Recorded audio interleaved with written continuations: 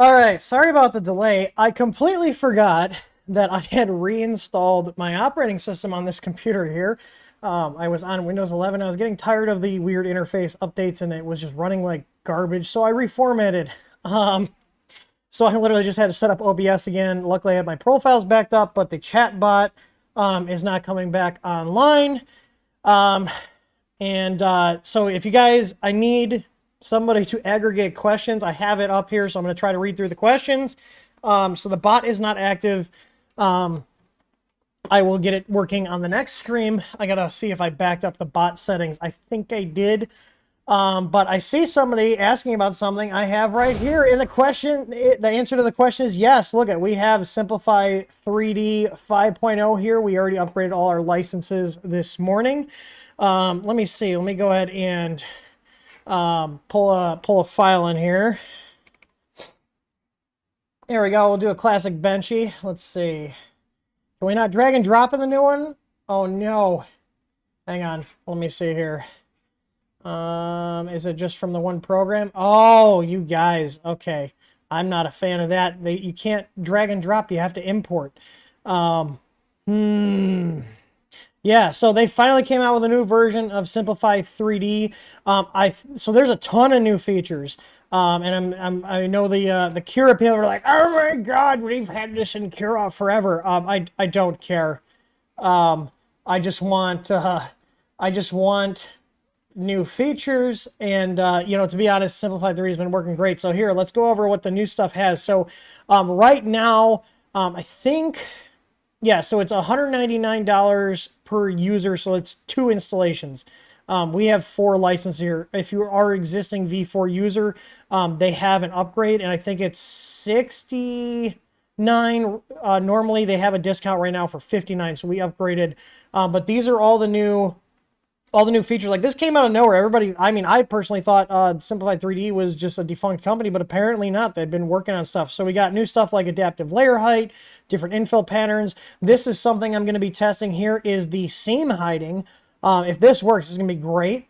And then they've got the different dynamic infill settings here, so you can have higher infill at the top, and on parts that, in areas of the part that don't need the denser infill, it can do that as well.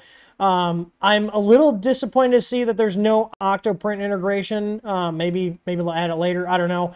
But if you got a printer that has the built-in network or Wi-Fi, it looks like that'll work too. But you can always export G-codes. This is my favorite thing here. Check this out. So my favorite thing in Simplify 3D has always been their supports. Okay, their supports are great.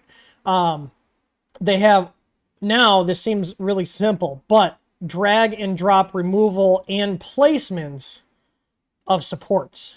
Like, this is going to save a lot of time setting up manual jobs. Yeah, it's pretty cool. Like, they got different shapes too. So, you know, people are like, oh, I think they call these like tree supports in Cura or whatever. They've got this kind of stuff here, so you can save on some material, which is really cool. And then different customizations for the actual support setting themselves. They did have the upper dense supports before on the other ones, but the outline, so this is new. So an outline, so basically it can encase a support in an outline instead of it just having the zigzags, which is pretty cool. And I'm going to be playing with this a lot. The time estimates are actually more accurate. We were testing this in the print farm, slicing some prints that we know how long they take, and I would say it's accurate within about 10% from what I've seen just on the few ones we sliced up. It is a hell of a lot faster for slicing than the old one. Let's just see. I'll do my, let's see if the workflow is the same. So I'm going to, here's my Ender 3, and it converted all my profiles. So I have all my profiles here. They came in from V4. So let's see, I'm hit prepare to print. I'm going to select my Ender 3 here. And then let's see. So yeah, that's sliced up really quick. Let's see how that looks. Do the support preview here, or the layer preview. Yeah, that looks good, nice and smooth. I do like this here. You have predefined little views that you can quickly navigate through.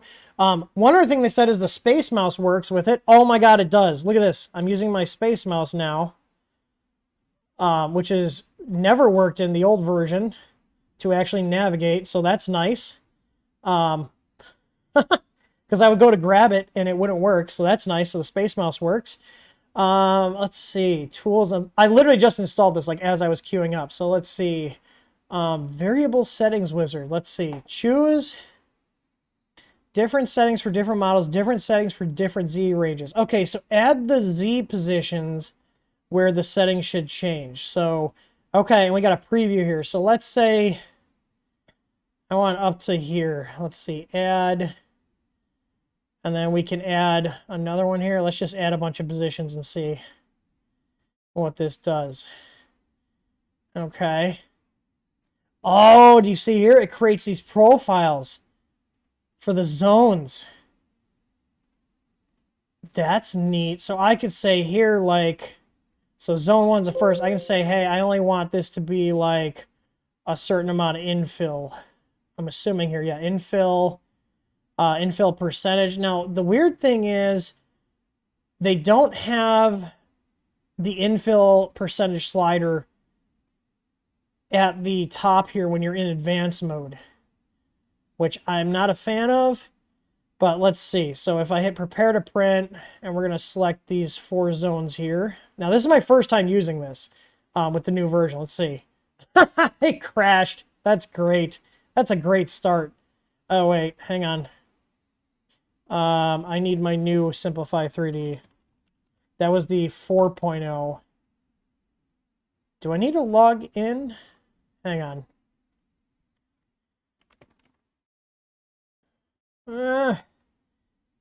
Which one is this? Are they not saving the log? That's 4.2.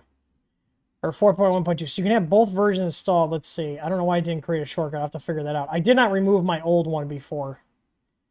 All right, let's see. Open. There we go. There's my factory file. It pulled all that stuff in. Let's try it again. You know what? Maybe I'll just do a video playing with S3D instead of taking up this whole stream. But yeah, there's a new version out in terms of like it working with the existing profiles. Everything slices up like it should. Let's see. I have, where are my 3D personal documents? Let's see. I'll just grab a frickin' file out of here. There we go. Fred the Thick Butt Frog. Let's see. Can we scale him up? Yeah, we can scale up here just like we could before. What are all these new features? What's this? Cross-section, support structures, machine control panel. What is support structure? Okay, so generate automatic supports. Let's see how this works. Let's see, remove individual supports. Can I just click and drag? Remove. Oh, bulk command of supports. Remove multiple supports. Okay. Oh, that's so cool. Okay, so bulk add. Oh, man. Okay, that is super nice. Because all you had before was just single. So like this is what you had before, was you would just click and have to place each one individually over and over and over again. And same thing for removal. So you can just drag and do removals. Okay, I like that. Let's see. They also took off the tick box for support to enable and disable both from the advanced and basic display. Did they? Hide advanced? Yeah, they did. There was a tick box up here. I don't know why they would do that. So there are some things in here I don't like, but I am excited to play with this. So we have, oh, here, infill patterns. Okay, we got a ton of different ones here. Let's see, gyroid. Let's see what that looks like. See, what I don't like here, this is another weird workflow thing. So normally if you like click here, you select a profile, hit prepare to print, it would select this automatically in here. And so now I got to do one more step. So that's a little annoying. But let's see. Yeah, so that's a new infill pattern for sure. That's interesting. I got to just play with this more. I can sit here and play with this for hours, but I'm not going to do that to you guys. But it is cool. So it does work. I will see if I can replicate that crash. I mean, this came out today, so I'm not surprised that there's going to be some glitches in it. As long as the basic slicing works, I'm okay with that. I can play with the more advanced features later. So anyways, let's switch back over. So yeah, that was new. I was like, oh, okay. I thought people were trolling me. Like some of my, I got a bunch of, group chats and stuff and Discord chats, and people were posting screenshots saying S35 came out. And I was like, yeah, right.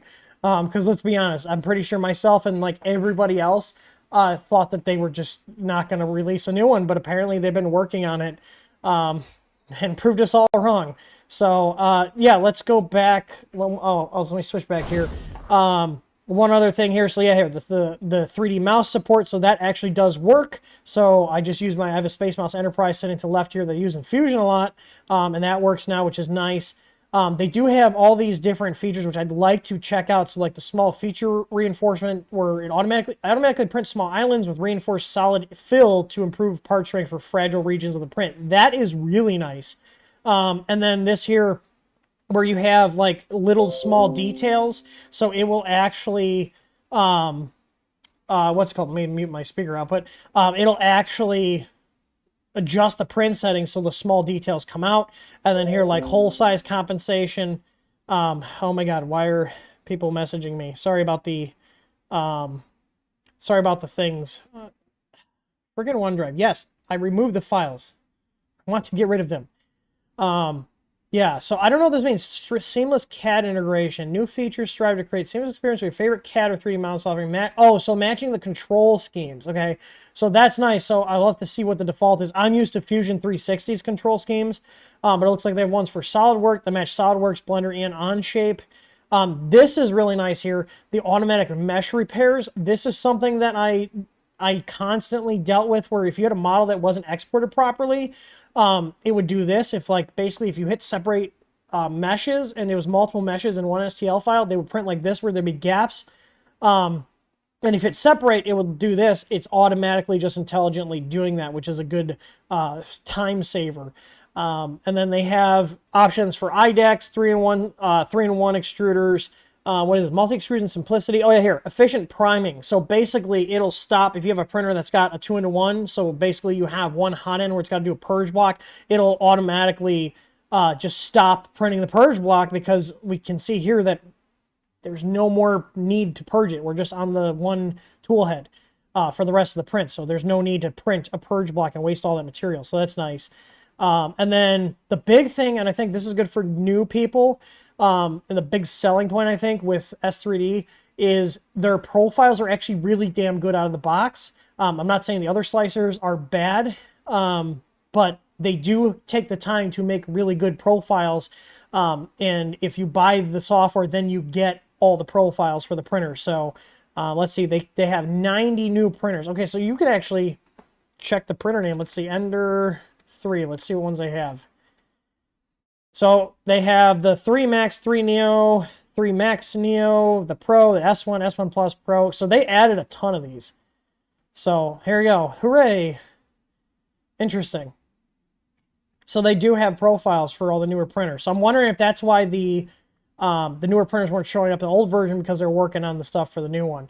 Oh, I didn't even see this. They have a search to find settings here. I definitely got to play with this. I could like go and I can go and play with this for hours. So I feel like there's going to be needs to be a video on what I've learned about S3D5. So I upgraded. I have no problem paying for software. And like I said, S3D in general, even though they haven't updated until now, they hadn't released updates for years. S3D 4.1.2, which is what I've been on for years, we use it every single day here. We've been using it for 5 years here at TH3D. It works great. You know, especially when you're running a business, I want stuff to just work. And if that means I got to pay a little bit for software, so be it.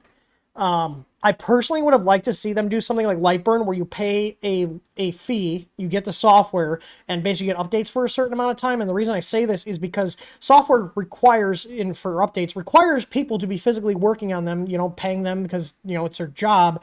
And I think it would have been smarter of them to do, instead of a perpetual license, have something where, okay, you get you get software updates for a year from purchase. And then if you want to get more updates, you can pay again, or you can just stay on your older version if it's working for you. That's what Lightburn does.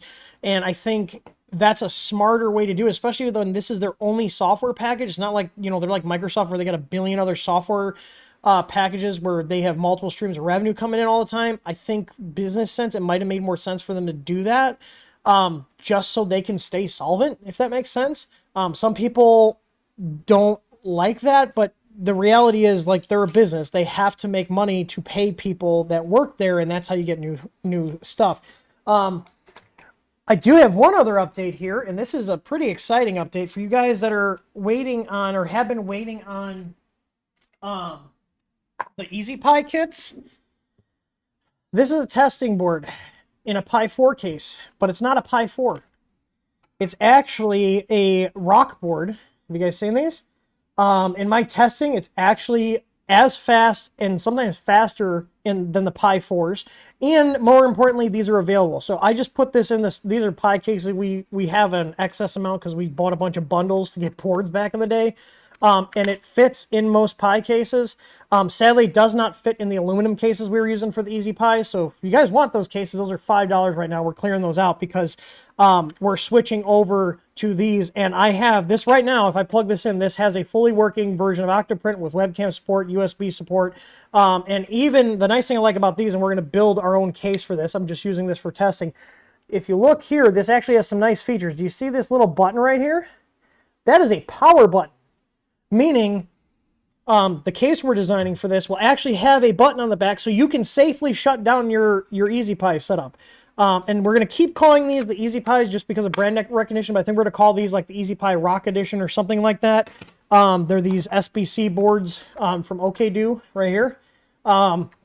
They're fast. They run Octoprint great. I'm going to be hooking this up to my Ender 7 and using this in production to test this. But so far, I have everything working on here. I built this off an Armian install. Got everything working just as like a regular Octoprint installation would.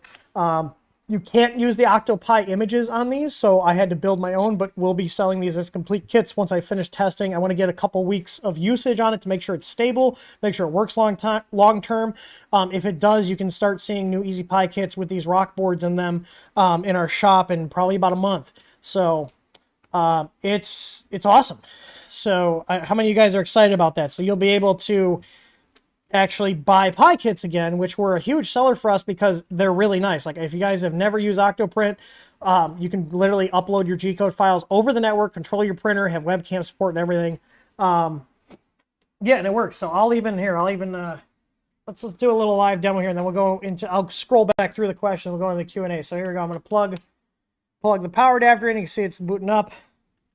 And I know this has got a DHCP reservation of 172.16.21.88. And I'm going to go ahead and plug, I got a EasyCam here. So here's the EasyCam. And it's plugged into this. So let's see if this all comes up. Just watch it like absolutely fail on me. So I'm just going to continuous ping so I can see when it comes up. Let's see. All right. There we go. That booted up really quick. All right, so let's see. 172.16.21.88. And it takes, I want to say it takes about a minute for Octoprint to boot. So the network stack came up on the device. And you can see, whoa, there goes my camera. So you can see here, if I unplug the cable, just to show you that this is it. Look at the ping stop going. So there's that rock board there. See the ping stop going? And it should come back up in a sec here when it grabs the address from my server again. There we go. All right, let's see. Does everything work? Yes, it does. Look at that. And I have this set at 720p right now, but you can see there's our EasyCam, so I can adjust the focus. This is what I love about the EasyCam. Look at, you can adjust the focus on it manually. So, and this is run at 720p. This camera does do 1080p, but I'm setting the image default as 720p. So there we go.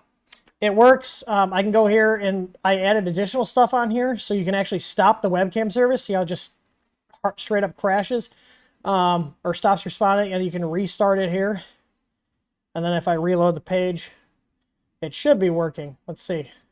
There we go. You can see it's working again. There, I'll move my cursor over here. You can see it on the monitor. And then all the other features work. So if I hit shut down the system here, it'll go ahead and shut down. Little green power light here will shut off. There we go. And you'll see the pings die off in a sec here. There we go. So yeah, fully working. If I power cycle this too, it'll come back up. So yeah, we should have viable EasyPi alternatives in about a month if everything goes as planned. But so far it's been solid. This is actually, so the funny thing is I built the image. I got to manually switch my stuff because my Stream Deck is not set up anymore. This is actually the SD card that I built the original image on. So the one that booted up on there is actually the one that I duplicated. So I'm testing to make sure everything comes up even on a duplicated setup. And then I got to write a script that will individualize each installation, like regenerating the SSH keys. I'm probably going to do a bash script that basically looks for a file present in a certain folder. If that file's not present, it'll run a script to apply a regen of the SSH keys and some other stuff, and then place that file there. So that way we can have them be a little more secure and not all have the same, unique fingerprint because we're doing imaging. We have software. We've actually paid Gina over at Octoprint to do that for us and build the image, but because these boards aren't supported by the Octopi image, we're having to do our own stuff.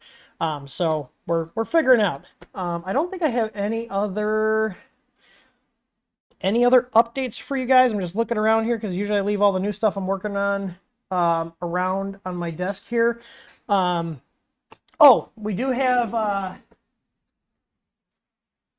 if you guys are noticing, we're low on stock on our normal ABLs, and I actually released these newer Easy ABL Pro T sensors, and the T means the adjustment's up top, so instead of it being on the side here, we have an adjustment on the top side or the top. There's two actually different versions. We've been testing these in-house for a couple months, and we want to get your guys' feedback on them, so they work just as well as our Easy ABL Pros. I'm wanting to see if people like having the adjustment up top on the sensor better than on the side.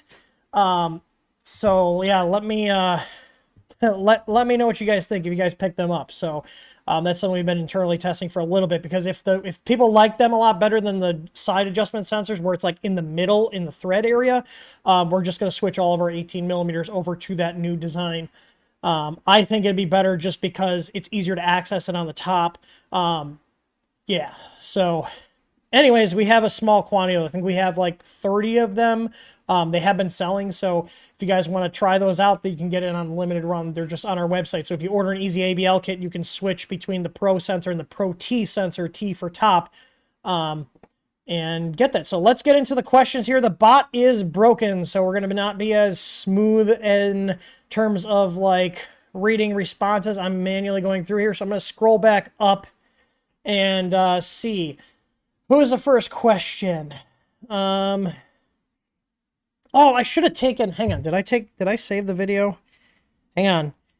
I printed a print for one of my neighbors in the Gamer Vibes filament that we just added. And if you guys haven't been in the know, we came out with 38 new filaments last week. Friday? I think it was Friday. It seems longer than that. But the prints on these things like look freaking amazing. I'm trying to find where's my buddy? Here we go. I sent him a video of it, so you can see here. So I printed some stuff for him. He sent me some Thingiverse links, and that's in the Gamer Vibes. You can see there the color changing. Look how awesome that looks. So these are some sort of stands. He just sent me a Thingiverse link. I was like, I'll print them. But yeah, so if you guys want some awesome freaking filaments, check them out. Would you guys, I'm just curious because like we kind of got in stuff that was unique. We didn't really get too many common colors because we are still carrying coax. I still love coax filament. The thing is, a lot of these US manufacturers, they don't have the time or capacity to make these unique ones like the silks or the tricolors or the bicolors or the mattes. And I get it. You know, if you're running your stuff at max production, you're making your money, you do you. You know, so we did go overseas for these. We've been testing these. We got multiple vendors we're working with, and basically our Easy Choice line, if you guys are curious, the Easy Choice line is more basic filaments, and the Spaghetti line is like the fancy stuff, the unique things, the cool colors, the silks, the tri-blends, the multi-blends. The only thing in the Easy Choice you'll find that's kind of cool is like some basic silks, like single color silks. We've got a nice copper and a nice bronze one. But I'm wondering, because we can get better pricing on them, and we do have good suppliers now to get cheaper filament, if we should have, you know, coax as our higher end option. You know, if you want like a good made in the US PLA or ABS, which we are still using that for our internal production, or if we should also have a lower end, more budget option, you know, instead of $32 a roll, somewhere around $20 a roll, for just like good quality basic PLA colors or ABS colors or PETGs. Let us know if you guys be interested in something like that. Okay, I'm going to try to put the exclamation point Q in front, so I'm going to look for that. But the bot is now working. I'll have to get that all set up. I hope I backed it up because I had a lot of automations in there. All right. So Brian says, is it better to run Octoprint with the Raspberry Pi instead of the SD card method? I'm not sure what you mean by that. Is it better to run Octoprint with the Raspberry Pi instead of using the SD card method? I'm assuming you're talking about printing over SD versus the Pi. You know, you're not going to get better print quality with a Pi running Octoprint or, you know, a single board computer like the stuff we're messing with. It's convenience. It's a huge convenience thing. It's a big add-on thing. Like, the cool thing is you can do time lapses with the Octoprint setups if you have a camera. I think this is probably one of the best cameras on the market for printer use because we have the wide angle lens and manual focus adjustment. Whereas standard webcams, you have a you don't have a wide angle lens and you don't have manual focus adjustment. They kind of just are set at a fixed point, and the autofocus is set to, you know, focus at a certain distance, so it just never hunts because your printer's so close to the camera. But I really like it. Every single printer here is running Octoprint on it. That's how we use them. Let's see other questions. So answer questions in the chat. So yeah, Jonathan asked about S3D. Will you be paying to upgrade? Yes, we paid $240. We upgraded all 4 of our licenses, as I said earlier. I like it so far. There's some interface changes I'm not a fan of, but overall, it still beats having to learn a whole new slicer. Let's see. David Hefner said, I can drag and drop into S3D5 fine. Drop it on the models box. Okay, so I was dropping it. I'm used to being the old S3D4. You could just drop it into the preview area with the printer bed preview, and it would pull it in. So I should try dropping it in there. But I got to play with it. Ninja's asking if we had a chance to try Marlon's new input shaper yet. Can I do a video on it? No, and maybe. I have not played with it yet. I'm working on getting our firmware updated to the new version that has it, and then I'll start playing with it. 3 Experience asking about Bondtech nozzles, the CST nozzles. We don't carry Bondtech stuff right now. Let's see. David, they're talking about the S3D. Let's see here. Michael Curry, is there a 0.2 equivalent? From Rock, or OK Do Rock? I don't know. I'm not sure. You guys are not asking that many questions. Um, let's see. People are asking about the filament. Spencer's liking that filament Chef's Kiss.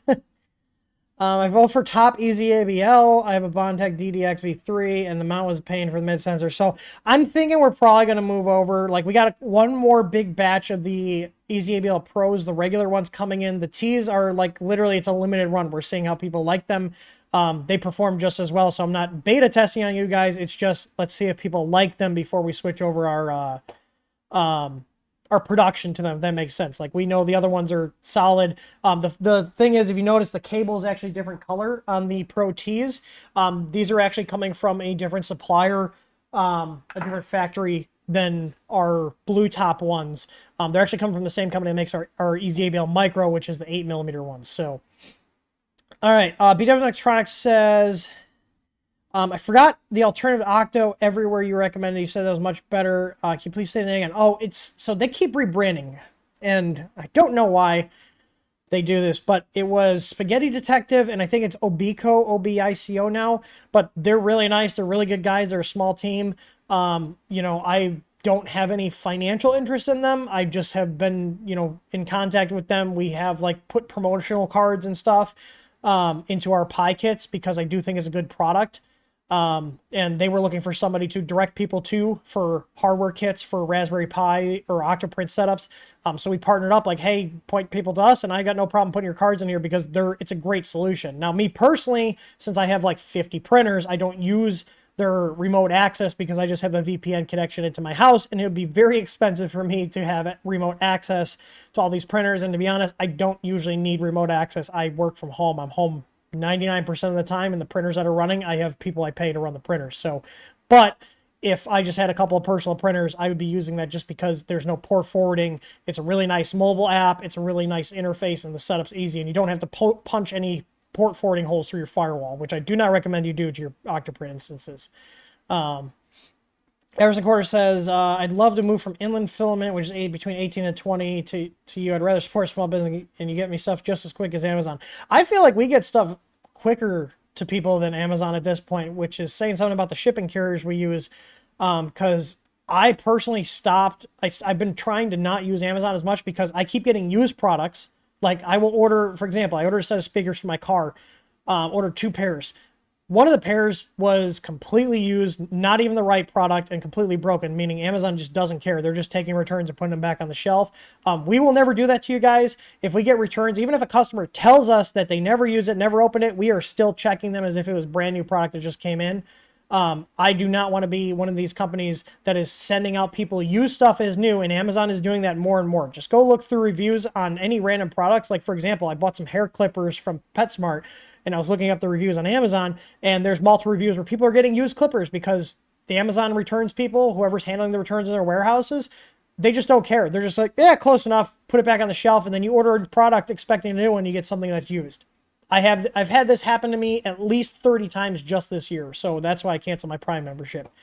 I'm tired of dealing with it. I hate buying stuff, especially paying for fast shipping, and it either doesn't get here in time, or when I get it, it's broken or not even the right thing. It's frustrating, especially with electronic stuff. I've bought Big Tree Tech boards because we buy Big Tree Tech boards to test the firmware that we put out for them. I thought I had one in my drawer, but I don't.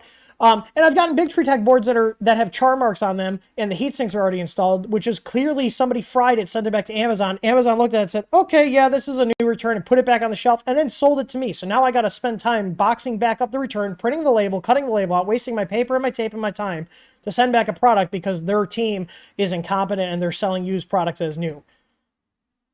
I hate it. I'm not going to turn this into an Amazon hate rant, but I have had better service buying stuff off of eBay sellers and buying directly from small businesses. I bought a bunch of stuff for my F-150, and I bought literally 99% of the stuff. I think I got one thing. It was a set of LED bulbs from Amazon. Everything else I bought from either directly small businesses, on websites that I found through YouTube videos, just like you guys watching here. There's companies that do the same kind of stuff where they post videos and oh, we sell this. I'm like, cool, I'm going to go buy it from you guys. I literally just bought a new third brake light for the car from a company that I found them via search, looking at brake light options, because the one I have is just, it's old, you know, and it looks bad, and I want to go LED, and I was like, that looks really cool, and I went there, oh, cool. I'm going to buy it directly from you guys. You know, you're not putting an Amazon link or stuff, but yeah, I'm over Amazon selling as used crap. Like, and I think I see somebody saying that they get used stuff too. Yeah. All right. Josh Eisenhart, can I pay to get your firmware for the Ender 6 with the Big Tree Tech SKR E3 Mini? You could, but not right now. We don't have extra time. And that's going to be harder than a drop-in replacement, because that printer is weird. Like, the wiring on it's weird is what I mean. Let's see. I mean, I could definitely write firmware for it. The thing is, if you're going to wire it correctly, and that's the hang up there, because that printer's got some weird design choices with the wiring.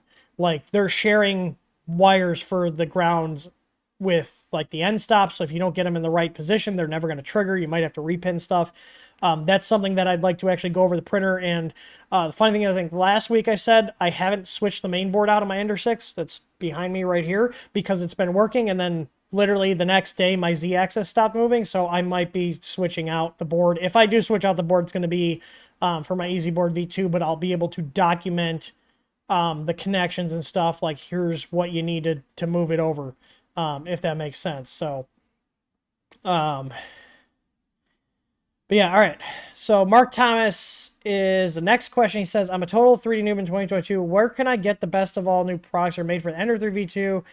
Like best firmware, best hot end bed leveling, best list for each. So, I mean, I'm going to be biased because we have a lot of stuff for the Ender 3 V2. We do have if you go to our website and click store, we have everything sorted by categories. We also have live chat, which is available from 9 a.m. to 5 p.m. Central Time. So you can literally ask me like, hey, I want bed leveling. I want, you know, firmware. Like the best firmware is going to be personal preference. If you want to spend hours and hours messing around with firmware, then Clipper is going to be more up your alley. But that stock LCD is not going to work with Clipper as far as I know. We do have an LCD conversion kit that would give you a standard 128/64 LCD that works with Clipper. We don't do anything with Clipper because it's very time intensive, and in my personal opinion and our general consensus as a company of testing it, it's cool, but the amount of time you put into it isn't really worth the end result. Like, it's for people that like to tinker with the printer. The printer is a hobby, and you know, they don't care if it's down or, you know, they're spending hours tweaking it. You know, this is all just my personal opinion. I don't think Clipper's worth it, especially with Marlin getting new features like input shaping. I would much rather use my printer's control board, and Clipper also requires a third, another board. So like, you know, a single board computer or something like that.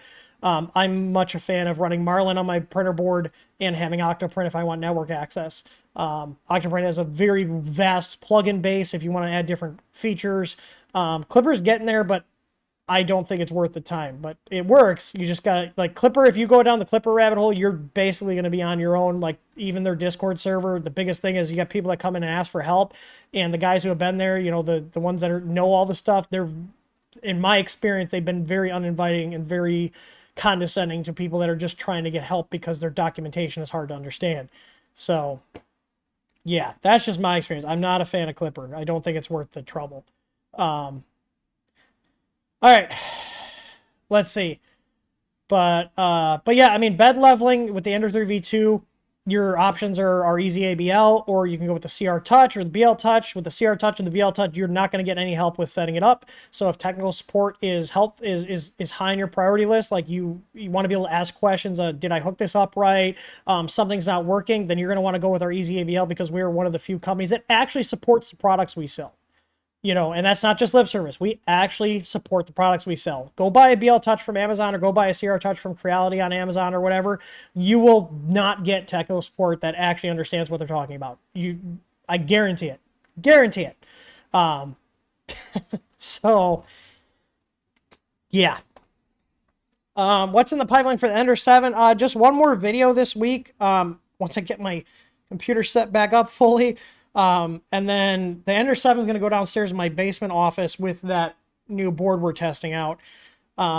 So look out like Friday, I'm thinking. Either Friday, tomorrow or Friday, I'm going to get that on there. It depends on what's going on. Tonight I got stuff going on. I got to get my truck finished. I got a bunch of stuff going on with that. Nothing bad, just upgrades. But I do want to get this going. We don't have any plans for any other upgrades for the Ender 7 aside from what's out, which we have our LCD kit out, and we have the mounts for the EasyABL Micro on there. The EasyABL Micro is the one you have to use for the Ender 7 just because of the physical constraints with the hot end size. But yeah, so my plan is to put the EasyABL Micro on the Ender 7. I've already got the LCD kit on there. Yeah. Let's see. Life just keeps getting in the way. So Mir says, can you talk about difficulty with touchscreens and updating the software? Do you do updates to the printer with touchscreens? Touchscreens seem to be marketed as enhancement versus control knobs. So touchscreens are marketed because they're pretty and they have color. That's it. That's where they end. They look nice. Touchscreens and even the color screens with the knobs, like on the Ender 3 V2 or Ender 3 Neo series, or the S1s with the knobs.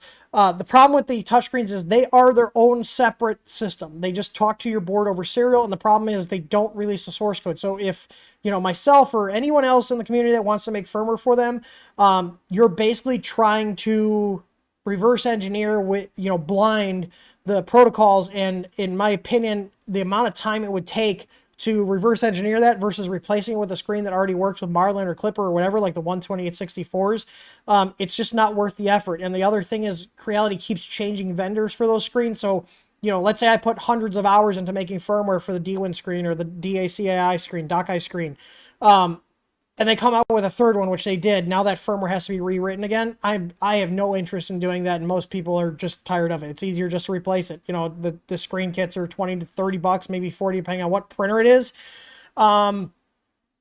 Me personally, if I was just a regular consumer, I would rather just pay the 30 to $40 and change the screen out and be on my way and never have to worry about dealing with it. There's also a lot more for them to fail. The main thing is, and why you'd want to change the screen, is because there's not as many features on these screens. They're very dumbed down. Think about the flexibility you get with an iPhone versus Android. The touchscreens are iPhones, the 12064s are Androids. The Android may not be as pretty looking, but you can get in there and mess with all the settings. You can do stuff you can't do with the touchscreen. That's the easiest way I could relate it. But with the printers in general, I don't care if you're like an average user or you're a power user or a DIYer, at some point you're going to want to mess with settings, and the touchscreens typically don't give you that. I'm sure there's printers out there that have some more options on the touchscreen, but in general, my experience has been they've been very limited. Basic stuff like heat the hot end, move the access, home things, and print. But when it comes to like adjusting like your stepper driver currents, your steps per millimeter, your Z offset, baby stepping, a lot of the touchscreens lack those features. Now, some touchscreens do have, I'm not saying all, I'm just generalizing here, but that's the big thing why people move from the touchscreens to the 12864s is because they just look pretty, but they don't give you as many functions. So basically, they're handicapping your ability to tweak and tune your machine. And for some people, that's fine. They may not know what they're missing, but once you realize what you're missing, it's really hard to go to those touchscreens and just, instead of using like a more traditional 12864, if that makes sense. So, any spoilers about a new board for the Ender 7? I'm not doing a new board for the Ender 7. Let's see. Keydell says, I'm having a problem with my printer. Will heat up and start probing the bed and then stop in the middle. Just start counting down and then stop and try a new board and firmware. Yeah, that's not enough information for me to go on. That'd be something you should join our Discord server with and post a video of it doing it.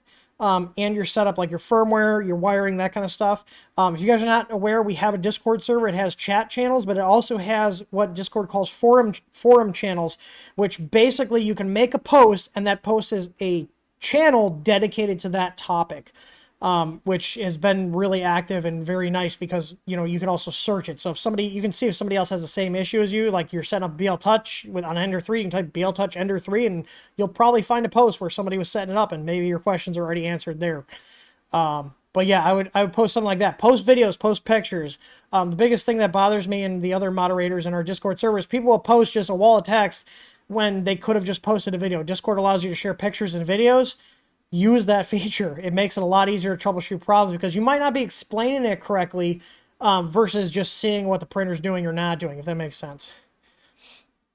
So, Amazon Quarter, Amazon Ranch side, please come out with a budget range, PLA, PETG, ABS, so I can dump inland and buy from you only. Okay, I mean, I feel like it'd be a good idea, especially if we can make sure, the biggest thing I want to ensure if we have budget filament is the consistency, because my biggest complaint, and my print farm manager, Sean, he does lithophanes, this is the biggest complaint. So he found this one brand of filament, is a Chinese brand of filament, that he been buying for years, that he does for lithophanes. It's like the perfect white filament, okay, for lithophanes.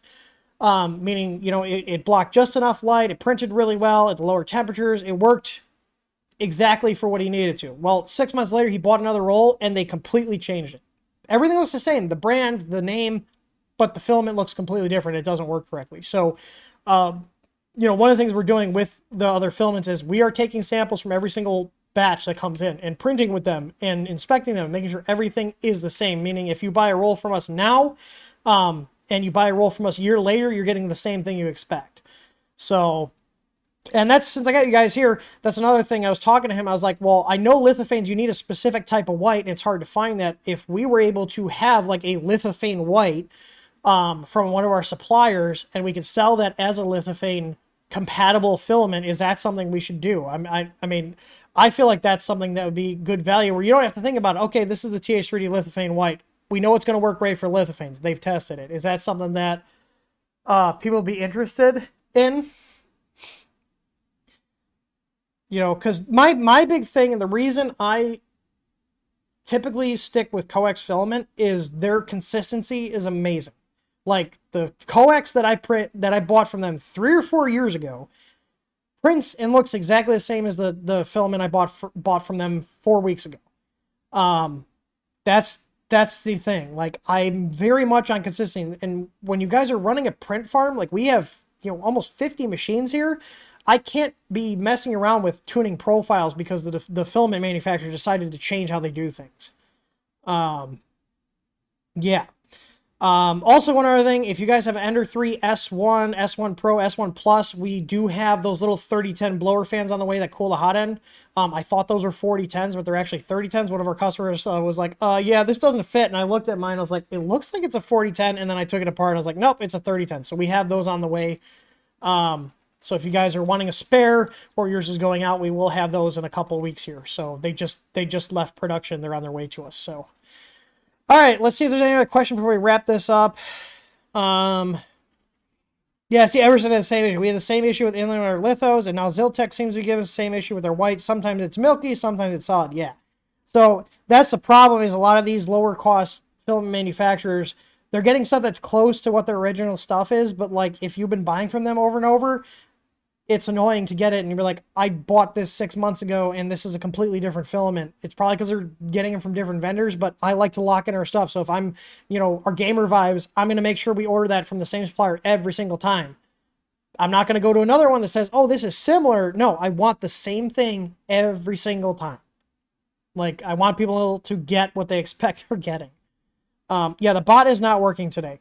So, all right.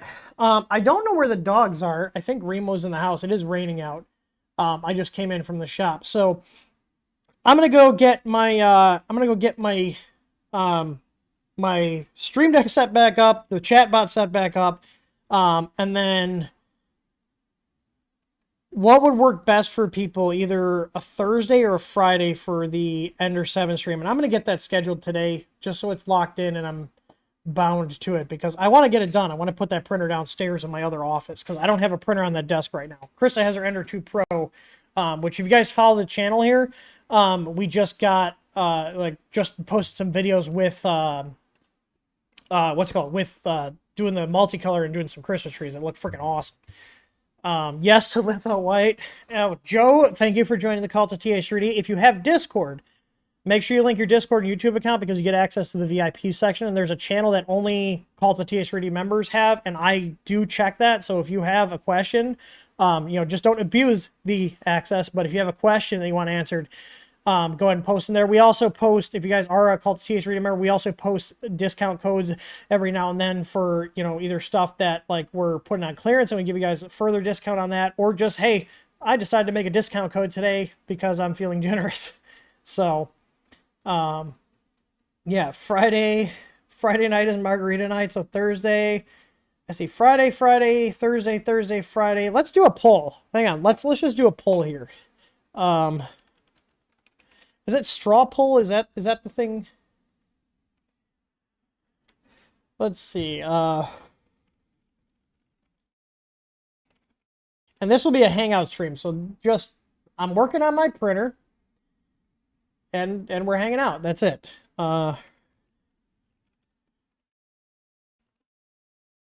Let's see. Friday night, Thursday night. Create poll. Let's see.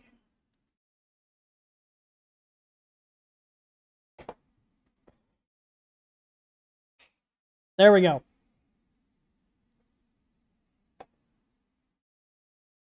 Let's see what people are voting on. All right, show results. Let's watch the results. Go ahead and vote. You guys are deciding right now. Because I'm checking my calendar. I don't have anything going on either of those days. I'm going to double check. Pulling my Outlook calendar and my Proton calendar here. Yeah, nothing Thursday evening, nothing Friday evening. So both those are open on my personal calendar, and my work calendar should be open. I don't have anything crazy scheduled. Yeah, so Thursday or Friday will work. So we're going to decide who this is or what day this is. All right, let's see. All right, we got 10 votes for Friday right now. I'm going to let this go. We got 17 total votes here, so I'm going to let this go for a couple more minutes here. Here, while you guys are voting, I'm going to go grab the doggos so we can give them their ceremonial doggo treat at the end of the stream. I'll be right back.